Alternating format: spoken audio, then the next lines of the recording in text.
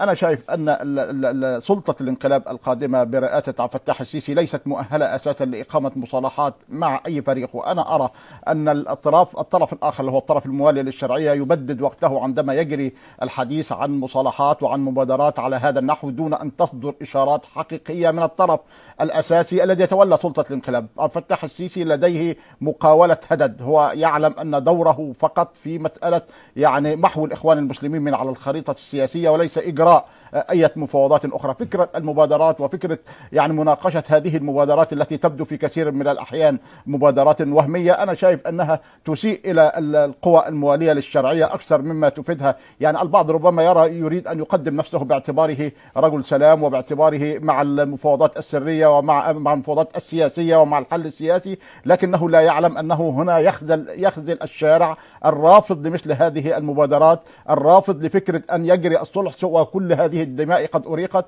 الرافض لفكرة المبادرات التي تريد من جماعة الإخوان المسلمين وتريد للقوى الشرعية أن تأتي ولما إنكار ذلك ومحرقة. سيد سليم لما إنكار ذلك، ونعلم أن الحروب، الخلافات السياسية، كل خلاف سياسي أو حتى عسكري يتم حله من خلال المفاوضات، وتبدأ ربما بمفاوضات سرية وسطات لكنك أنت لا توجد إشارات إلى الآن من الطرف الآخر. طوال ال7 شهور أو ال8 شهور الماضية نحن نتحدث عن مبادرات وعن حل سياسي، ثم تكتشف أن هذه المبادرات يقوم بها مجموعة من المغامرين. لا يوجد طوال الوقت يريدون توقيع أو بصمة التحالف أو بصمة القوى الشرعية أو الموالية للشرعية، ثم لا شيء من الناحية الأخرى. عندما توافق أنت على هذه المبادرات وتقول أنه لا مانع لديك، يجري من قبل هل تمت الموافقة على التخلي عن عودة الرئيس المعزول مرسي؟ فكرة التخلي، عندما تتخلى عن فكرة عودة الدكتور محمد مرسي، أنت هنا لا يوجد لديك ما تدافع عنه. إذا المسألة هنا تصبح انتهت. عندما تقول أنك متخلي عن فكرة عودة الرئيس محمد مرسي، إذا أنت موافق على خارطة التاريخ جملة وتفصيلا. إذا ما هو المبرر أساسا لفكرة المبادرات والمصالحات؟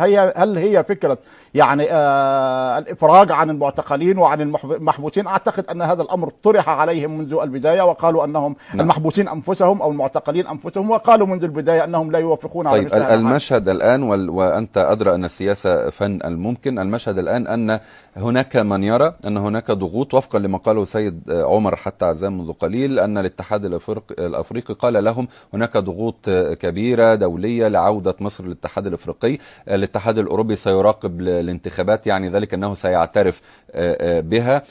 حظر جماعة الإخوان أو جهود لحظرها في عدة دول عربية وأجنبية، قرأت منذ قليل موريتانيا حتى تفكر في هذا الأمر، وغير الدول الأجنبية. الآن الضغط يشتد على جماعة الإخوان وأنصار بالطبع جماعة الإخوان. فماذا لديهم؟ ما هو الممكن برأيك لو تم استشارة سليم عزوز؟ ما الذي يمكن يقوله من أجل التعامل مع المشهد الراهن؟ السياسة فن الممكن والثورة فن الخيال. أنت هنا لا تستطيع أن تحاسب. نحن لا نقوم بعمل سياسي الآن. العمل السياسي كان أيام حسني مبارك. بعد حسني مبارك أنت تقوم بعمل ثوري. العمل الثوري لا يرتبط بتفاصيل الواقع التي يجري الحديث عنها، أن خارطة الطريق تسير، أن الاتحاد الأفريقي يمكن أن يعود في كلامه.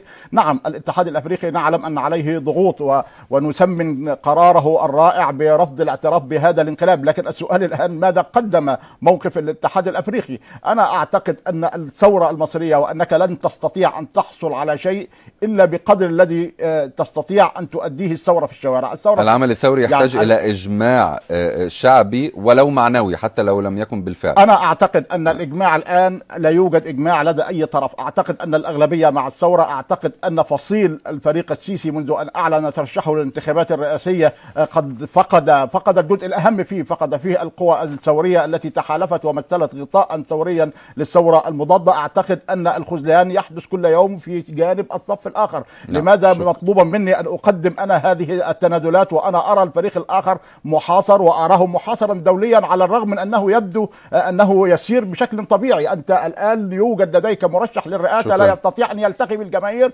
ولا يستطيع أن يخرج للشارع، ولا يستطيع أن يحل مشكلة الكهرباء. الكاتب الصحفي